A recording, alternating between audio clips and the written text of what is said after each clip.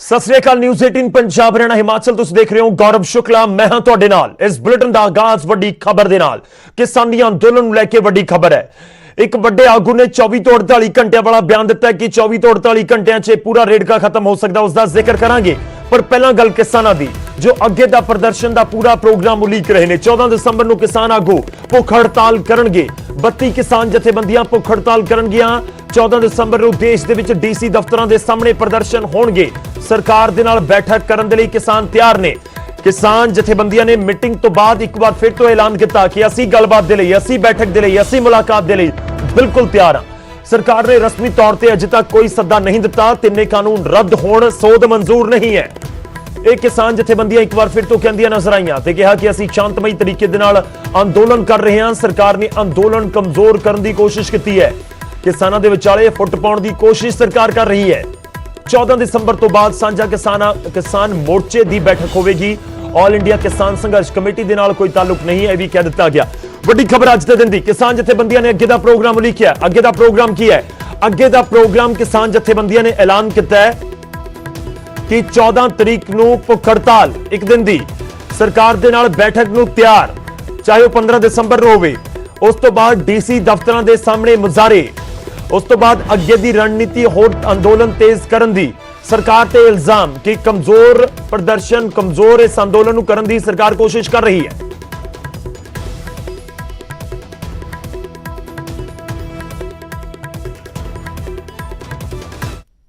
हमने इस आंदोलन को और तेज करने का निर्णय लिया है। 4 पॉइंट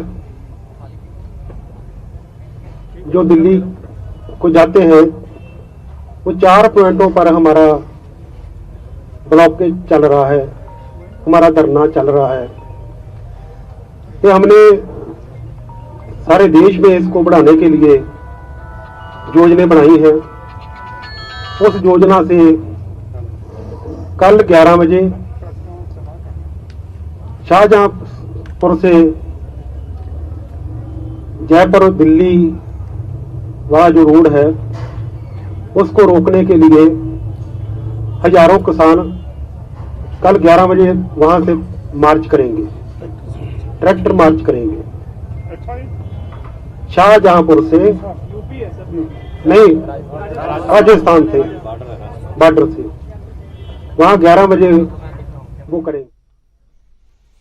तो किसान जथेबंदियां ने अगे की पूरी रूपरेखा उलीक दी है। खास तौर पर सोमवार को भुख हड़ताल से बैठणगे, डीसी दफ्तरां के बाहर मुजाहरे होणगे। उधर किसान अंदोलन के विच अहम भूमिका निभा रहे किसान आगू गुरनाम सिंह चडूनी ने अहम ऐलान किया है कि 19 दिसंबर तो अणमिथे समय के लिए भुख हड़ताल करनगे। दिल्ली च लगातार किसानां दा अंदोलन चल रहा और हुण किसान जिहड़े ने अनशन की तैयारी कर रहे हैं, यानी कि भुख हड़ताल ते बैठन की तैयारी जिहड़ी है वो की जा रही है। मेरे नाल भारतीय किसान यूनियन चडूनी तो गुरनाम सिंह होरी ने। गुरनाम जी, किवें तैयारी की जा रही, क्योंकि पिछले 2 हफ्ते तो लंबा समा हो गया अंदोलन चल रहा है, हुण भुख हड़ताल की तैयारी की जा रही है? जी बिल्कुल, काफ़ी लंबे टाइम तो अंदोलन चल रहा है तो सरकार अपनी हट धर्मी ते अड़ी हुई है। तो असी सरकार नूं ਜਿਹੜਾ ਹੈ ਉਹ ਝੁਕਾਉਣਾ ਚਾਹੁੰਦੇ ਆ, ਆਪਣੇ ਆਪ ਨੂੰ ਤਕਲੀਫ ਚ ਪਾ ਕੇ ਝੁਕਾਉਣਾ ਚਾਹੁੰਦੇ ਆ। ਤਕਲੀਫ ਤੇ ਪਹਿਲਾਂ ਵੀ ਤੁਸੀਂ ਦੇਖੋ ਸਾਡੇ 25-30 ਕਿਸਾਨ ਹੁਣ ਤੱਕ ਮਰ ਚੁੱਕੇ ਨੇ ਤੇ ਠੰਡ ਦੇ ਵਿੱਚ ਲੋਕ ਬੈਠੇ ਹੋਏ ਨੇ। ਨਹਾਉਣ ਦਾ, ਧੋਣ ਦਾ, ਲਾਟਰਿਨ ਦਾ ਕੋਈ ਜੁਗਾੜ ਉਹਨਾਂ ਕੋਲ ਨਹੀਂ ਹੈ। ਕਿਸ ਤਰ੍ਹਾਂ ਘਰ-ਬਾਰ ਛੱਡ ਕੇ ਆਏ ਹੋਏ ਨੇ, ਖੇਤੀ ਪਿੱਛੇ ਤਬਾਹ ਹੋ ਰਹੀ ਹੈ ਔਰ ਸਰਕਾਰ ਫਿਰ ਵੀ ਨਹੀਂ ਜਾਗ ਰਹੀ। ਪੂਰੇ ਦੇਸ਼ 'ਚ ਇਹਦਾ ਜਿਹੜਾ ਹੈ ਸਮਰਥਨ ਮਿਲ ਰਿਹਾ ਹੈ। ਉਸ ਤੋਂ ਬਾਅਦ ਵੀ ਸਰਕਾਰ ਦੀ ਜਿਹੜੀ ਹੈ ਉਹ ਨਹੀਂ ਹਿੱਲ ਰਹੀ ਤੇ ਇਸ ਕਰਕੇ ਅਸੀਂ ਸਰਕਾਰ ਤੇ ਹੋਰ ਜਿਹੜਾ ਹੈ ਉਹ ਦਬਾਅ ਬਣਾਉਣ ਵਾਸਤੇ ਤੇ ਸਾਡਾ ਜਿਹੜਾ ਭਾਈਚਾਰਾ ਹੈ ਉਹ ਹੋਰ ਸਾਡਾ ਜੁੜਿਆ ਰਹੇ, ਸਾਡਾ ਬਣਿਆ ਰਹੇ ਤੇ ਹੋਰ ਵੱਧ ਤੋਂ ਵੱਧ ਲੋਕ ਅੰਦੋਲਨ ਦੇ ਵਿੱਚ ਹਿੱਸਾ ਲੈਣ। ਇਸ ਕਰਕੇ ਅਸੀਂ ਫੈਸਲਾ ਲੈ ਲਿਆ, ਕਿਉਂਕਿ ਆਪਣੇ ਆਪ ਨੂੰ ਤਕਲੀਫ 'ਚ ਪਾ ਕੇ ਦੂਜੇ ਦੀ ਆਤਮਾ ਨੂੰ ਜਗਾਉਣਾ ਇਹ ਅੰਦੋਲਨ ਹੁੰਦਾ ਹੈ।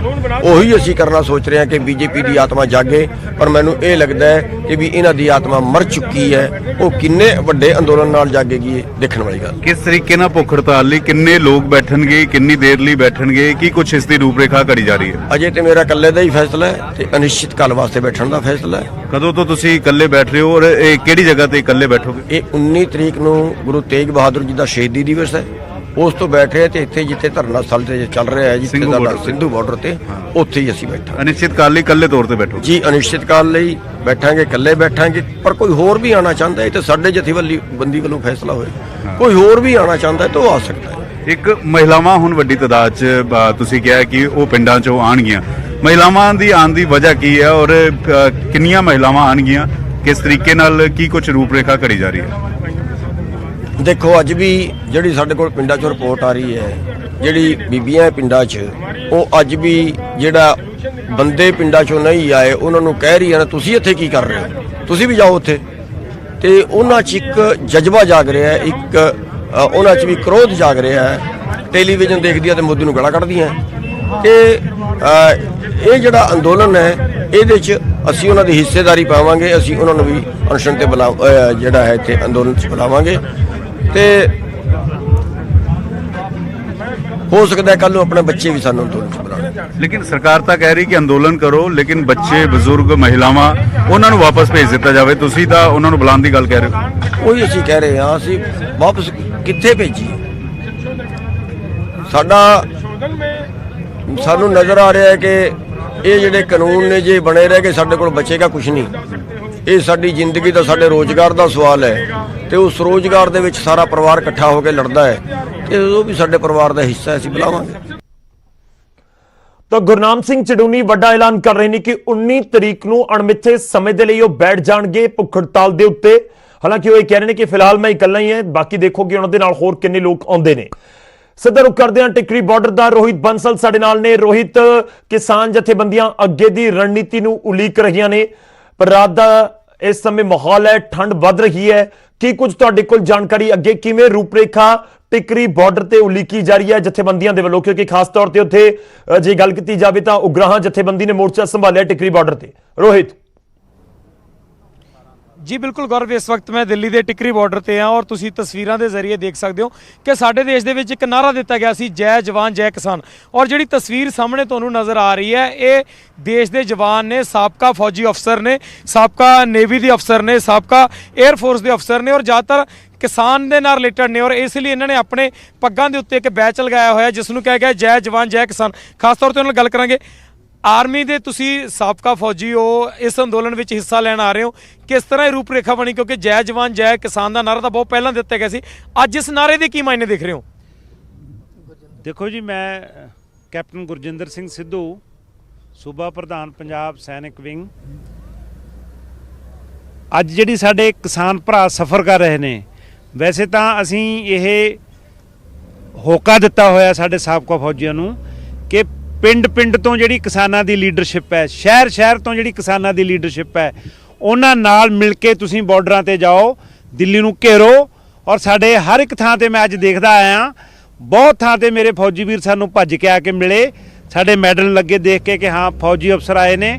सो बड़ा अच्छा लग्या कि मेरे फौजी वीर पिंड पिंड तो नाल बैठे ने ट्रालियां दे विच।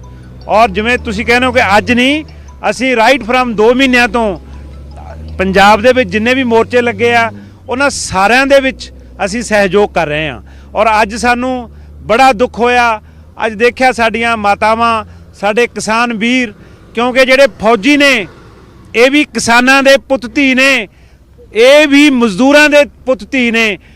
ये मतलब सरकारां जिहड़ियां सरमाएदार सरकारां ने, ये साडे लोकां नूं वरत रहीआं ने। साडे इन्हां दे पुत धी बार्डरां ते देश की रखिया कर रहे ने और इन्हां दे जिहड़े माँ बाप ने वो इत्थे दिल्ली दे विच सड़ रहे ने। सो इसलिए सानूं बड़ा दुख होया। पर मैं एक गल्लों जरूर ये किसान वीरां दा, ये जिहड़े साडे मजदूर वीर ने, साडियां मातावां ने, भैणां ने, इन्हां दा धन्नवाद करदा कि इन्हां ने सरकार दे गल दे उत्ते गुੱਠਾ रखिया। नहीं तां जिहड़ी ये सरकार सी, जिहड़ी इहदी सोच सी, क्योंकि जिहड़ा इन्हां कोले बहुत ज़्यादा मेजोरिटी है, ये सोचदे सी कि असी जो कुछ मर्जी कर दिए सानू कोई रोकण वाला नहीं। जिहड़ा इन्हां ने रोकता, मैनू पता है इन्हां ने किसानां दे जिहड़े बिल पास करन तो बाद इन्हां दा एक जनरल बिपिन रावत है जिन्हों इन्हां ने कुर्सी दित्ती है CDS दी, और वो कुर्सी ते बिठा के अज वो CDS नूं गवर्नर दी कुर्सी देखण लग गई।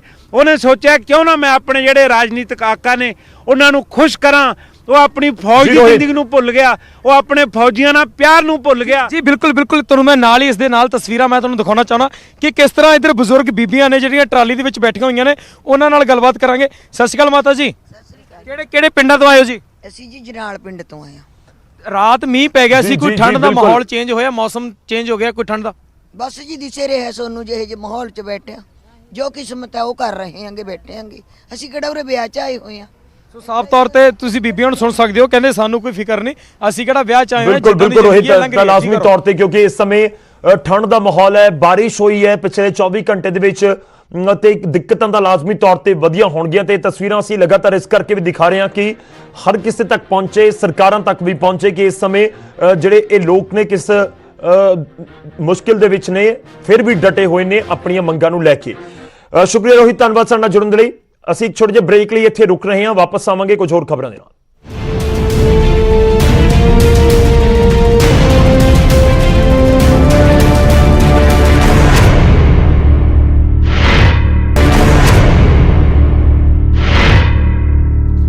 ਬ੍ਰੇਕ ਤੋਂ ਬਾਅਦ ਇੱਕ ਵਾਰ ਫਿਰ ਤੋਂ ਤੁਹਾਡਾ ਸਵਾਗਤ ਹੈ। ਵੱਡੀ ਖਬਰ ਇਸ ਸਮੇਂ ਦੀ, ਕਿਸਾਨ ਅੰਦੋਲਨ ਦੇ ਉੱਤੇ ਹਰਿਆਣਾ ਦੇ ਡਿਪਟੀ ਸੀਐਮ ਦੁਸ਼ਯੰਤ ਚੌਟਾਲਾ ਦੇ ਵੱਲੋਂ ਵੱਡਾ ਦਾਅਵਾ ਕੀਤਾ ਗਿਆ ਹੈ ਤੇ ਦੁਸ਼ਯੰਤ ਚੌਟਾਲਾ ਕਹਿ ਰਹੇ ਨੇ 24 ਤੋਂ 48 ਘੰਟਿਆਂ 'ਚ ਨਿਕਲ ਸਕਦਾ ਹੈ ਗੱਲਬਾਤ ਦਾ ਸਿੱਟਾ। ਅੱਜ ਹੀ ਕੇਂਦਰੀ ਖੇਤੀਬਾੜੀ ਮੰਤਰੀ ਨੂੰ ਮਿਲੇ ਨੇ ਦੁਸ਼ਯੰਤ ਚੌਟਾਲਾ। ਰੱਖਿਆ ਮੰਤਰੀ ਰਾਜਨਾਥ ਸਿੰਘ ਦੇ ਨਾਲ ਵੀ ਦੁਸ਼ਯੰਤ ਚੌਟਾਲਾ ਨੇ ਮੁਲਾਕਾਤ ਕੀਤੀ ਹੈ ਤੇ ਇਹਨਾਂ ਮੁਲਾਕਾਤਾਂ ਤੋਂ ਬਾਅਦ ਉਹਨਾਂ ਦੀ ਸਟੇਟਮੈਂਟ ਬਹੁਤ ਅਹਿਮ ਇਸ ਸਮੇਂ ਤੇ ਕਹਿ ਰਹੇ ਨੇ ਕਿ 24 ਤੋਂ 48 ਘੰਟਿਆਂ ਦੇ ਵਿੱਚ ਗੱਲਬਾਤ ਦਾ ਸਿੱਟਾ ਨਿਕਲ ਸਕਦਾ ਹੈ। ਤਾਂ ਅਗਲੇ 1 ਜਾਂ 2 ਦਿਨਾਂ ਦੇ ਵਿੱਚ ਕੀ ਗੱਲਬਾਤ ਦਾ ਸਿੱਟਾ ਨਿਕਲ ਆਏਗਾ ਕਿ ਅੰਦੋਲਨ ਖਤਮ ਕਰਨ ਨੂੰ ਕਿਸਾਨ ਤਿਆਰ ਹੋ ਜਾਣਗੇ ਕਿ ਗੱਲਬਾਤ ਕੇਂਦਰ ਤੇ ਕਿਸਾਨਾਂ ਦੇ ਵਿਚਾਲੇ ਬਣ ਜਾਏਗੀ।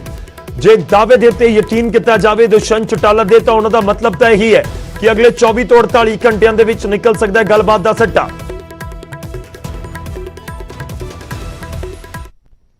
लंबी बातचीत किसान संगठनों के लीडर्स में और सेंट्रल गवर्नमेंट में रही है और मैं होपफुल हूँ जिस तरीके से चर्चा केंद्र सरकार कर रही है कि वो भी चाहती है कि इस पे नतीजे निकले और जिससे किसानी का भी लाभ हो। जो उनके सुझाव थे केंद्र ने लिखित में अधिकतम मानने का काम किया है। 1-2 सुझावों पे कहीं आज भी कोई स्टैंड ऑफ है तो उसको केंद्र भी क्लियर करने को तैयार है, मगर चर्चा वार्ता का ही नतीजे लेकर आएगा। और मैं उम्मीद रखता हूँ कि अगले 24 से 48 घंटे के बीच में फाइनल दौर की चर्चा कर इस पे कुछ कंक्लूसिव केंद्र सरकार और किसान संगठन रिजल्ट। ਤੇ ਵੱਡੀ ਸਟੇਟਮੈਂਟ ਤੁਸੀਂ ਲਾਜ਼ਮੀ ਤੌਰ ਤੇ ਕਹਿ ਸਕਦੇ ਹੋ ਕਿ 24 ਤੋਂ 48 ਘੰਟਿਆਂ ਦਾ ਜ਼ਿਕਰ ਕਰ ਰਹੇ ਨੇ ਦੁਸ਼ਯੰਤ ਚੌਟਾਲਾ ਕਿ 24 ਤੋਂ 48 ਘੰਟਿਆਂ ਦੇ ਵਿੱਚ ਗੱਲਬਾਤ ਦਾ ਸਿੱਟਾ ਨਿਕਲ ਸਕਦਾ ਹੈ। ਇੰਤਜ਼ਾਰ ਰਹੇਗਾ ਕਿ ਕਦੋਂ ਗੱਲਬਾਤ ਸ਼ੁਰੂ ਹੁੰਦੀ ਹੈ ਤੇ ਕਦੋਂ ਸਿੱਟਾ ਨਿਕਲਦਾ ਹੈ ਔਰ ਉਮੀਦ ਇਹੀ ਹੈ ਕਿ ਸਕਾਰਾਤਮਕ ਸਿੱਟਾ ਜ਼ਰੂਰ ਹੋਵੇ। ਛੋਟੇ ਜਿਹੇ ਬ੍ਰੇਕ ਲਈ ਰੁਕ ਰਹੇ ਹਾਂ, ਫੌਰਨ ਹਾਜ਼ਰ ਹੋਵਾਂਗੇ।